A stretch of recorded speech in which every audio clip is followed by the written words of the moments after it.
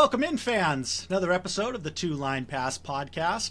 I'm Randon. Here with me, my best bud, Dustin. Ryan is on the injured reserve yet again. He may be traded in the offseason. More to come on that. But Dustin, welcome in. We've had a couple of games after our exciting pregame of the Anaheim game, but a lot has happened.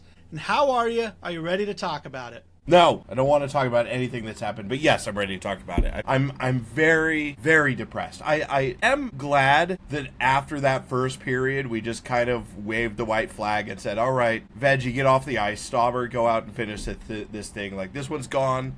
There's no sense in fighting it. Let's rest Veggie. So I'm glad that coach was smart enough to just sort of throw up the white flag, but it didn't make the loss any easier to stomach. No, not at all. That loss against Edmonton was brutal. It was the exact opposite of the shellacking we gave Vegas that I was fortunate enough to witness in person, and then we just got shellacked by Edmonton. Now, I can't tell if that's the most disappointing game in the series of games or not. Let's do a quick recap of it. So we had the pregame, right, of the game against what the Ducks came to town on March 12th. It seems like it's been forever since we've been in studio, but I love it.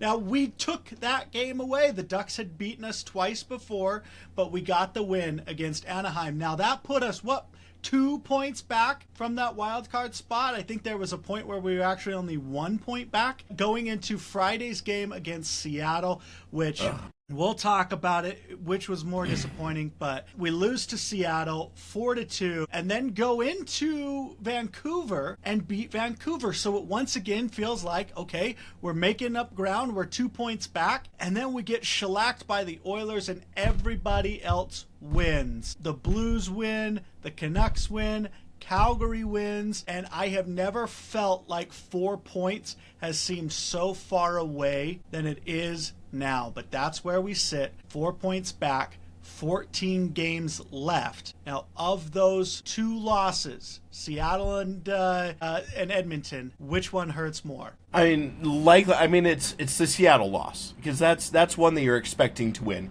Like, I don't think any of us expected Utah to go on the road to Edmonton and win that game. You know, they went to seven games in the Stanley Cup Finals last year. Like, they are a Stanley Cup competing team. They are a Stanley Cup caliber team, and like you don't really expect to go into that situation and win that game. But the Seattle game, you completely expected to win that one. And if I remember correctly, had Utah won that game, we would have all gone to sleep that night, tied for that wild card spot. I mean, technically probably like a few percentage points back of it, because I think we'd played one more game than Calgary at that point. But we still would have gone to bed that night, tied for the wild card spot, and we let that one get away. So as frustrating and as embarrassing as a 7 loss is, the Seattle game was far more hurtful, just because that's one that if we end the season and we're 1, 2, 3 points out of a wild card spot, that's one of the games that you look at and point to and say, that's why we're not there. You know, it's going to be that game. It's going to be the blown 3 or 4 point lead against San Jose earlier in the year. Like, there's going to be a handful of games that you're able to point to and say, that one hurt. That's one that we should have won and we let it get away. That's why we're not in the playoffs, and that Seattle game is going to be one of them. Yeah, and I'm inclined to agree with you, just because, like you said, that game is so winnable. And a Seattle team that sold everything at the deadline. I mean, they cleaned house, and then they cleaned our clock. And the game didn't... It was like one of those weird games where you kind of walk away wondering if Utah, did they just completely dominate that game? Did they get dominated? And it was just one of those weird feeling games that you just have to have.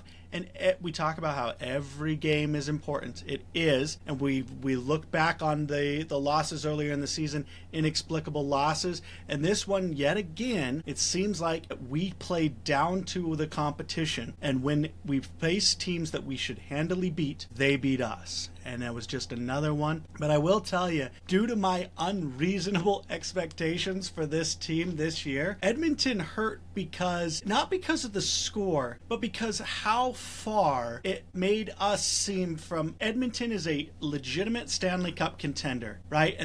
Up here, and we are so far compared to them in that game. We are so far down, you can't even see us on screen. Like, we weren't even close. We didn't even look like we belonged in the same arena, let alone the same sheet of ice as them. And that's what hurts, is because obviously we're not a Stanley Cup winning team. But I really did think that we were a playoff team that could compete with Stanley Cup contenders. And it seemed at that point, obviously it's just one game, but it seemed at that point that we still have so far to go. And it was almost like this dose of reality for me to be like, your expectations this entire season have been so unrealistic. And that's why, even just 4 points back, nobody would say we're mathematically eliminated. We are not the San Jose Sharks, but that 4 points seems insurmountable, because it's not just 4 points on one team.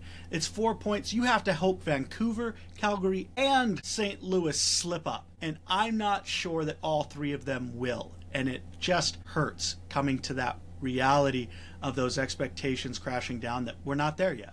I will say, well, we did earlier in the season go to overtime with Edmonton. So if you look at one game just in a vacuum, yeah, that looked really bad. Edmonton was, like, clearly the better team that night. But that's going to happen when you play 82 games a year. Like, you're going to have off nights where just nothing works, where everything you try is just not working. Just the other team just has a little extra juice in their legs. The other team's just playing better. That's going to happen over the course of an 82-game season. So I'm not going to look too much into that game and say, oh, well, like, we're so far from competing for a Stanley Cup, because, I mean, look what a Stanley Cup caliber team did to us.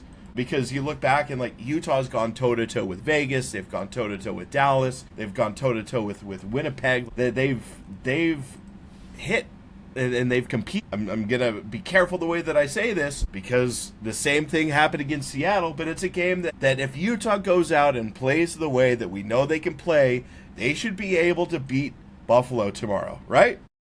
They should. And then you have the Flames play the Devils. The Devils are a good team. The Devils could easily win that game. The Flames could let that one get away from them. And then, I'm going to bite my tongue again, the Canucks and the Blues play each other. So hopefully, like Vancouver and Calgary did just about a week ago, hopefully that game doesn't go into overtime with both of those teams getting points.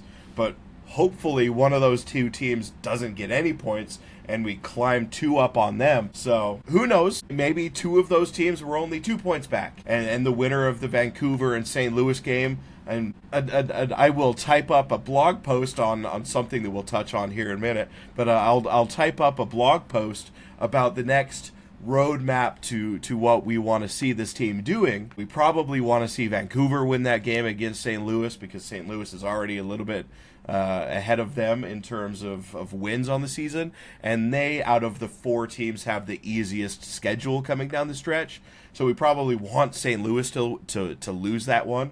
I think we'd have a better shot at catching Vancouver down the stretch. But yeah, 4 points could be 4 points back of 3 teams, could be 4 points back of 1 team, and 2 points back of the other 2 as early as tomorrow. So I'm holding on to the faith that things should work out the way that we hope and the way it should for the good guys, because it's panning out that way right now, just based on who, quote unquote, should win these games tomorrow. In the Buffalo, the last place in the East, but winners of their last 2. So a streaking Buffalo team with a weird sense of confidence going into that game. And I don't know. I hope that Utah realizes that, unfortunately, the clock is ticking, and they've got 14 games, and we still predict that you need 93 points. So you've got to win at the very least 11 of them, or some sort of point total that gets you 22 points.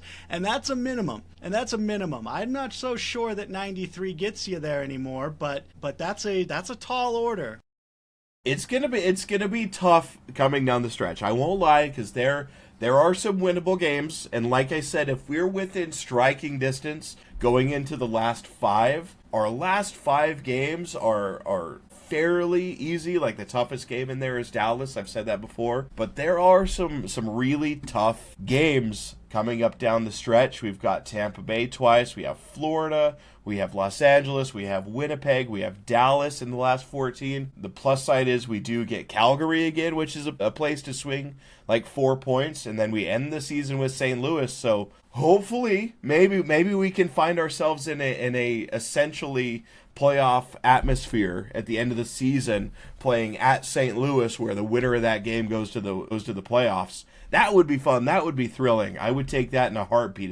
If you told me right now this is going to shake out to where Utah and St. Louis are playing and the winner goes to the playoffs, I would take that in a heartbeat. So there's possibilities, there's chances. I'll detail it a little bit more in the future, but it is going to be tough. There are some very tough games coming down the stretch. Absolutely. And speaking of tough games, it was a tough game for the goaltenders, but not for lack of trying. And I don't think you can fault either of them, but it is curious. I want to bring this up. So Vejmelka started his 10th straight game against Edmonton.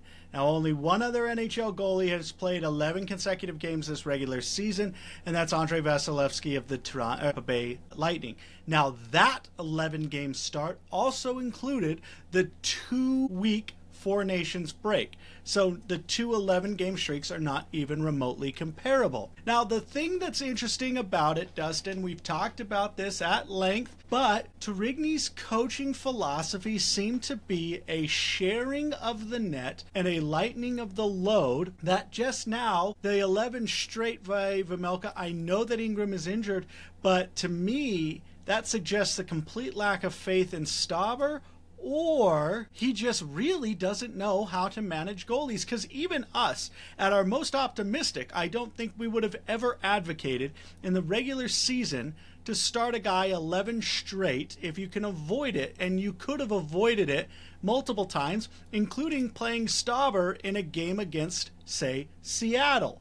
You know, you put in a goalie against a team that you should beat. Obviously, wouldn't have changed the outcome. Hindsight's 2020, but you know, it was an interesting decision. And then to pull him after the first period, which was, I think we all agree, was a rest move. But he did give up 3 goals, and then Stauber didn't get any help at all. It was unfortunate to put Stauber's first game back after so long is against Edmonton, getting shellacked with a team who clearly was done with the game after the first period. So just an interesting way it all shook out.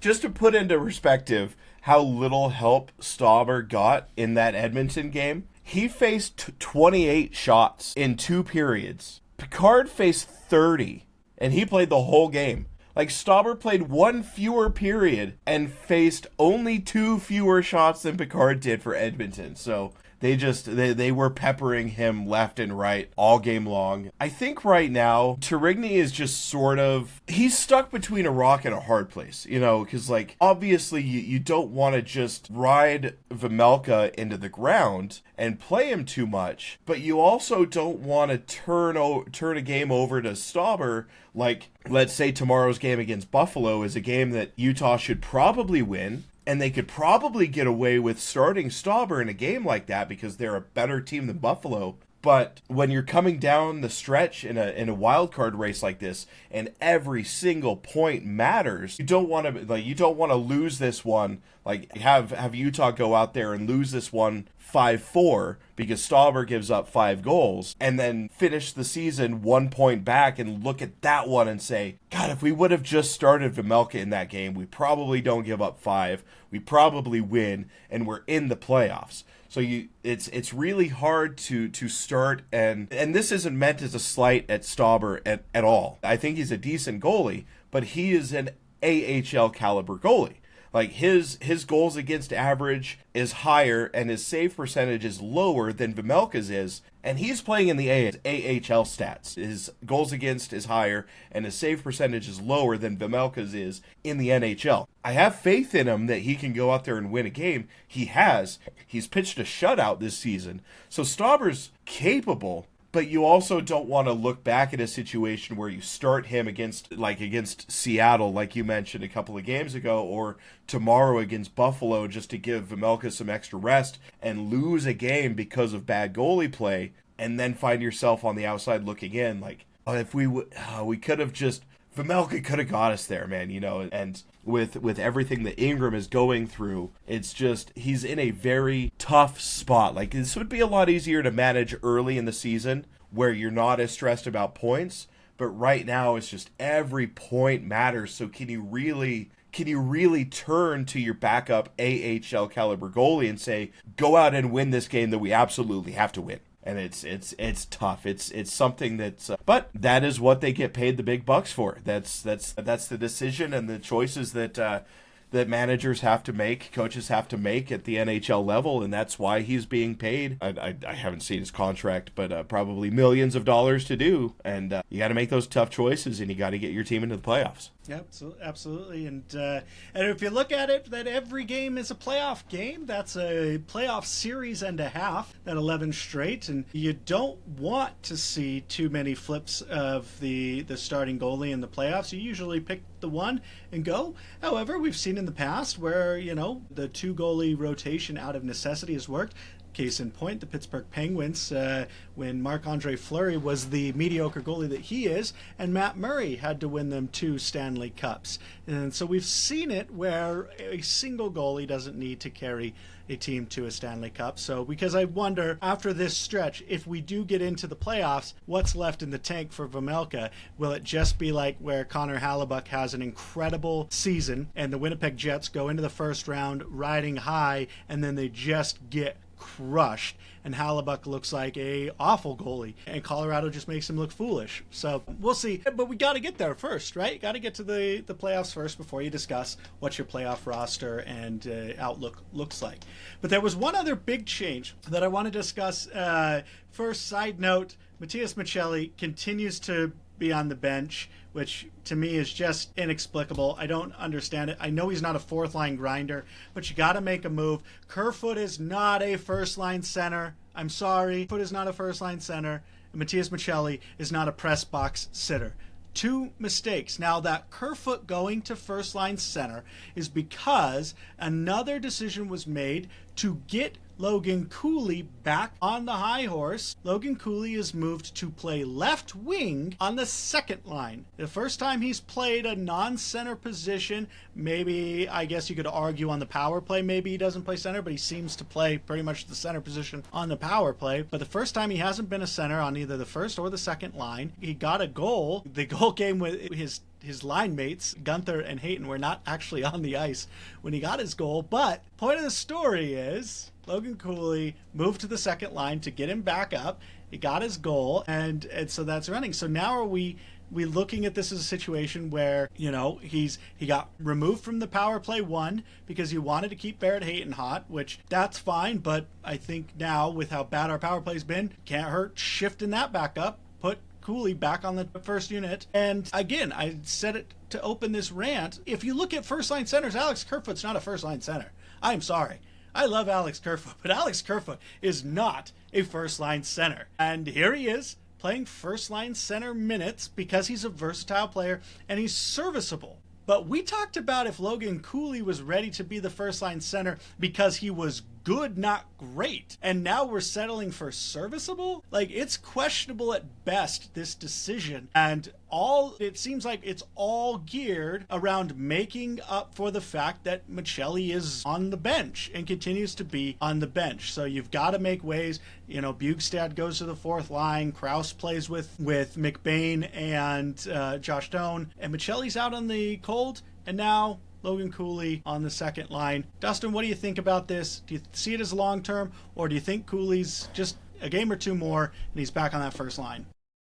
We've gone through this so many times and we've shuffled the lines so often. I don't know what to expect anymore. Like, I don't know game in and game out who's going to be on what line, whether Cooley's going to be a winger or a center, or like if we're going to have our big tough fourth line that at one point seemed like the best fourth line in the NHL, or if Tarigny's going to bust that up. The only thing that I feel confident in saying is that we have to be the only team in playoff contention at this point of the season, 68 games into the season, and we're still toying with lines. We're still like, okay, is Cooley, is he the first wing center? Is he the second line winger? Is Bjugstad, or like what line does Bjugstad play on? Is Kerfoot the first line center? Is he a fourth line, like big body? Like, I feel like we've got to be the only playoff contending team that still doesn't know what their lines are supposed to be and still shifting and retooling, and let's put this guy here, let's put that guy there. Like,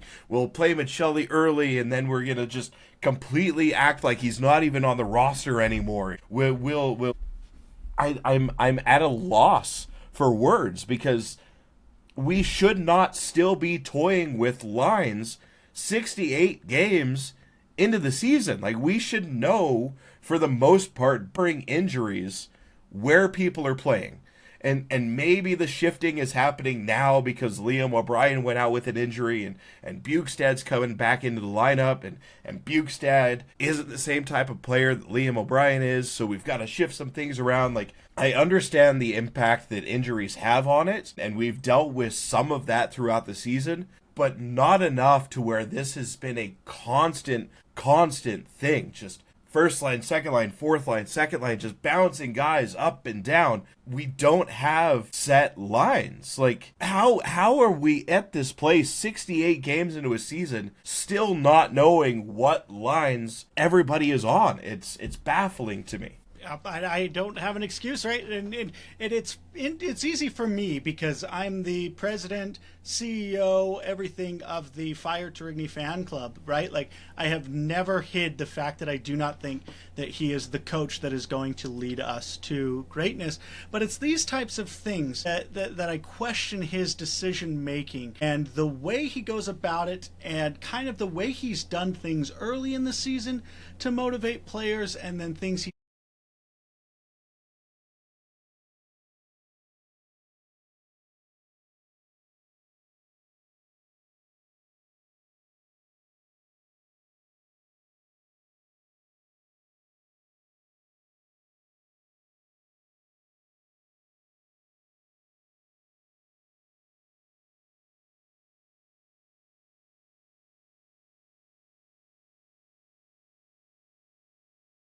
whatever's working right now, we're just going to stick with it. And then the second it doesn't work, we're going to change it for no other reason than just, well, it doesn't work anymore. And so now I'm going to change it. And like, that's not good coaching. Like, in my opinion, that's not good coaching. You don't just say, that's you getting lucky, right? That's you saying, I'm going to roll these lines out, and if they work, they work. And if they don't, I'll just roll some new lines out. Like, you're not in practice, explaining to these guys why they are where they are. Like, you're just doing it to try to, to get guys to get off these slides, which you admit happen. And so it's like, I don't understand it. If you want Cooley to get back on the high horse, put him back on the power play one.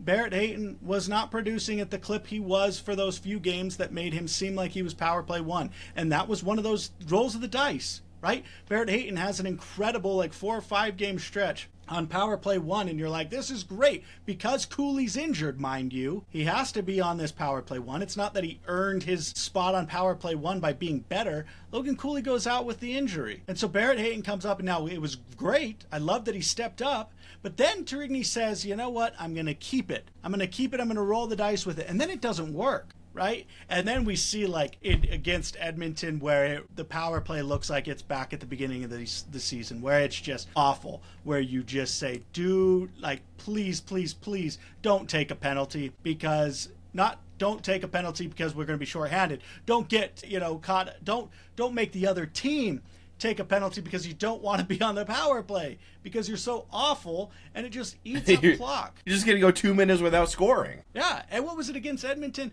It was 1-0 and we go on a 2-minute power play. And by the end of the 2-minute power play, we're down 3-0. And it's and that happened because Utah just refused to shoot the puck. Like I do not remember. I believe it was Gunther who tried to dump the puck back to Sergachev on the blue line, and Sergachev lost an edge, and he couldn't get back to the puck, and which led to the breakaway that gave up the shorthanded goal. But it's just, if you're putting that puck on net instead of trying to drop it back to the blue line again for Sergachev and just pass, like, that's not happening. Sergachev isn't losing an edge. He's not falling down. He's not losing the puck, and you're not giving up a shorthanded goal because you're putting the puck on the net instead of passing it. Like, they've completely reverted back to the just pass, trying to find the perfect shot rather than just taking a good shot. So, just... I've completely lost my train of thought just because I have so many issues that I want to address, and just like we go from one thing to another because we're talking about like Cooley,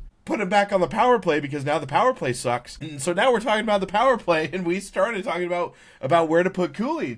And it all just reverts back to Tourigny unable to make a choice on what line his players are going to play on and keeping him there. And everybody within the sound of my voice, more than likely everybody within the sound of my voice, if you were alive in the 90s, knows about Utah Jazz basketball and knows like what a coach Jerry Sloan was. Like, he's a Hall of Fame level coach, took his teams to the finals multiple times, and like, that man knew how to win. And if he had a player go down with an injury, let's just say for like just for the sake of this argument, just for the sake of the point that I'm making, John Stockton is injured for 10 games. John Stockton, he's going to miss 1 game, 2 games, whatever. Does he then move his backup point guard to the starting role? No. He starts his third string point guard because he wants his backups who are used to playing with each other and used to like knowing where the other person is going to be, and they've been playing together forever. He wants his backups to have continuity,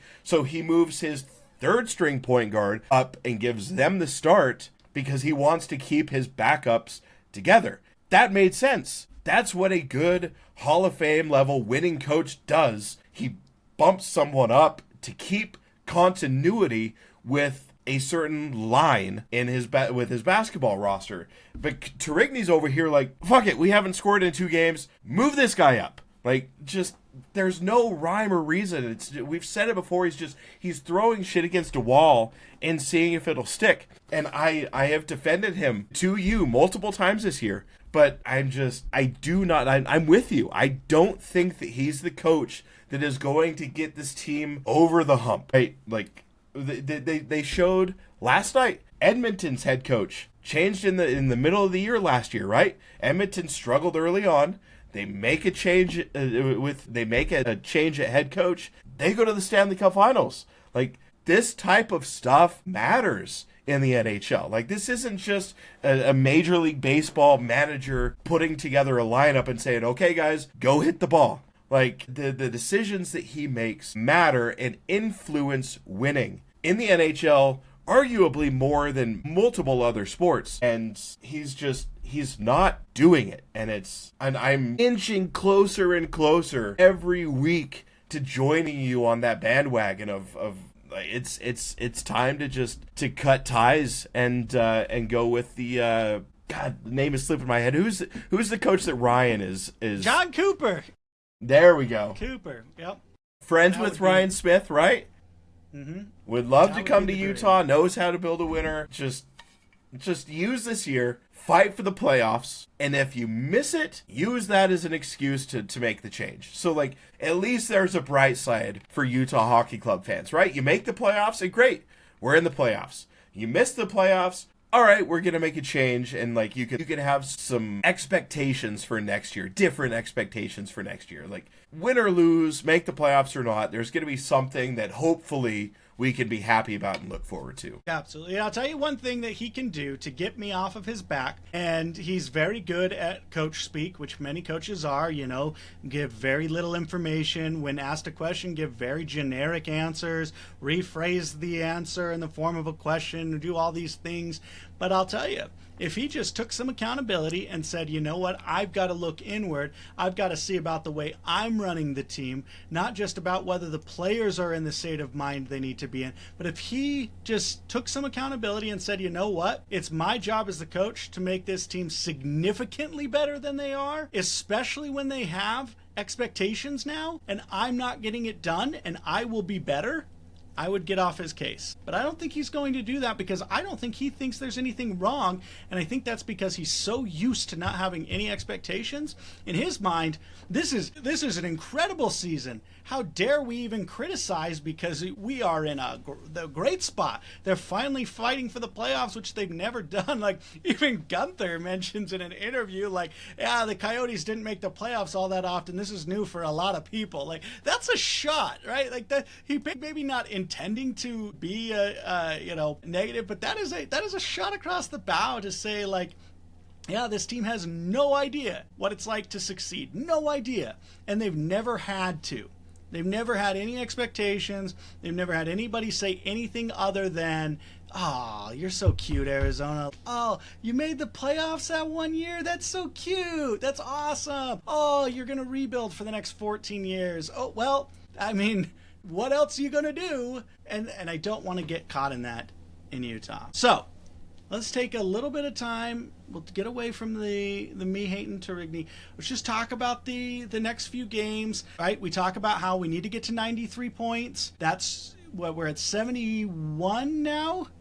71 points. So we need to get 71 points right now. Yes. Yeah. So 22 points. That's 11 wins, and we have 16 games left. I only have 9 wins, but Dustin, like you said, these next 5 games, with the exception of Buffalo, and I guess you could argue Detroit, because we are a better team than Detroit, but Detroit's a playoff type team, and Buffalo, Tampa Bay, Detroit, Tampa Bay. There was a point in like January where Detroit looked like a really, really good team. They won on a stretch where I want to say they won like 7 games straight, and they climbed their way into the wild card race. But the wheels have basically fallen off there in Detroit. They've lost, I believe, 8 of their last 10 or something along those lines. They went on a long, like, 6-game losing streak, and then they've sort of gone win-loss since then. But just the wheels have come off in Detroit. So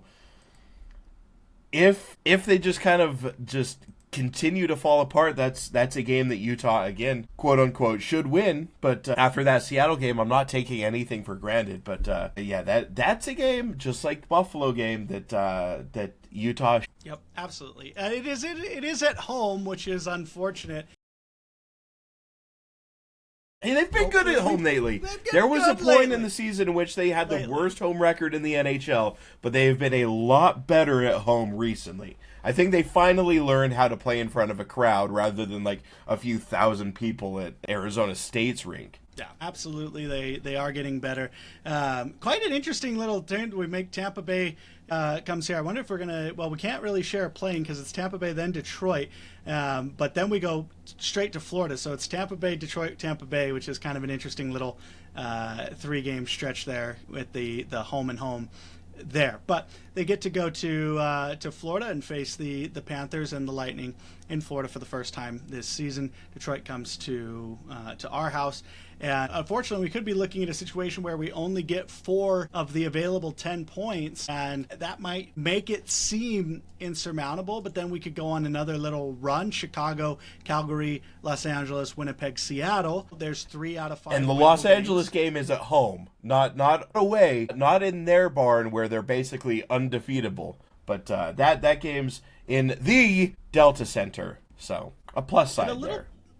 A little tease here. So you teased it that you're going to do another roadmap about where the games are that can be won, that can be lost, and what the other teams need to do. Now, where is that? Where can we find that roadmap, Dustin? You could find that roadmap if you open up your phone or your computer and go to an internet browser and you type in twolinepass.com. You'll find a website that lists all of it, has all of our socials, all of our podcasts you can listen to right there on the website. There will be blog posts. There's links to YouTube that you can watch on there. There's anything and everything you could want watching and taking in coverage of this team, and it's all available for you right there at Two Line Pass. linepass.com. We're playing with the big boys now. You know what they say, a website makes it real. So we've got a website now. Like Dustin said, everything you want to know about the podcast and more available at linepass.com. I want to put some gifts up there. I'm an aspiring gift maker, and we have quite some talented gift makers in the Utah community. So maybe I'll ask for permission to just yoink theirs, post them up on the website, and then anybody can get their gift fix right there on twolinepass.com. But we're excited to roll that out and excited to continue to increase the type of content and the variety that you'll get. Dustin's going to write, like I said, that roadmap. I've got a blog post about the saga of the team name and how it all seems suspect. Like the votes were pointless? Like all we Exactly. did was give Flat Brim our information for free? Yeah, kind of seems like it. But if you want to know more about that opinion, the two-line, well, there is no we're going to make it so that it goes, but just twolinepass.com. What a great episode we've had tonight, Dustin. Enjoyed talking to you. Any closing thoughts before we get on out of here? I don't think so. Just settle on your lines, Turigny. Just please. I beg of you. Bring Michelli back. Bench Bukestad. McBain goes to the fourth. Or no. Kerfoot goes to the fourth line. Cooley back up to the first line. Michelli on the second line, and you can keep the third line exactly the way it is. There was a part of me that thought, okay, maybe Bukestad just scored a bunch of points last year, right? And maybe Turigny loves him because he was a top line producer last year. Maybe that's why he seems to love Bukestad so much. He scored fewer points than Michelli did. Michelli was third on the team last year in terms of points scored. And he's fallen in love with Bukestad, but completely turned his back on Michelli. Everybody wants to pretend. I'm going to just hit us with a dose of reality here coming from me. Everybody wants to pretend that we're this physical team, right? And Bukestad is this physical player, right? This grinder player. I'm sorry.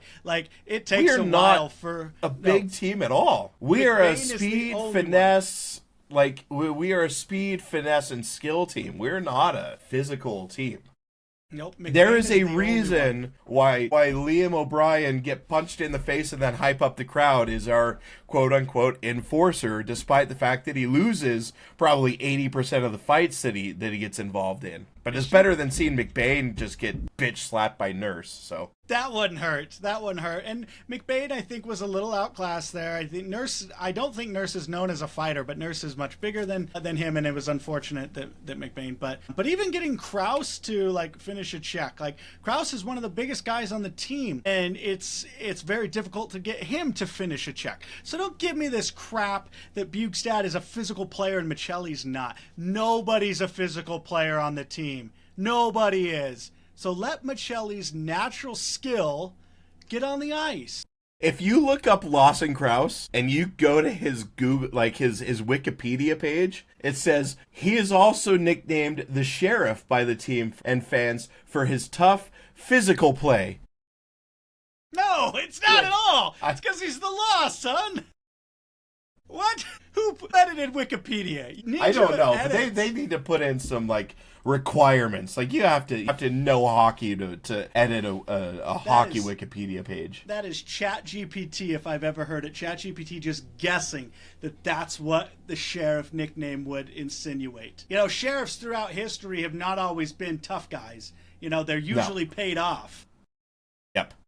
Shady. They're the fat guys in the Dukes of Hazzard that just chase down the Duke boys, and they're just fat rah donuts. Yep. Good old boys. Sheriff is not synonymous with hard hitting physical play. It's just not. So it's because he is the law, son. I think we've well established this. But Dustin, thank you so much for joining me today. Guys, thanks so much for listening out there. We've got Buffalo on Thursday the 20th. It could be the start of the playoff run. We'll be there right there with you every step of the way. Thanks so much for listening, guys. You have a great night.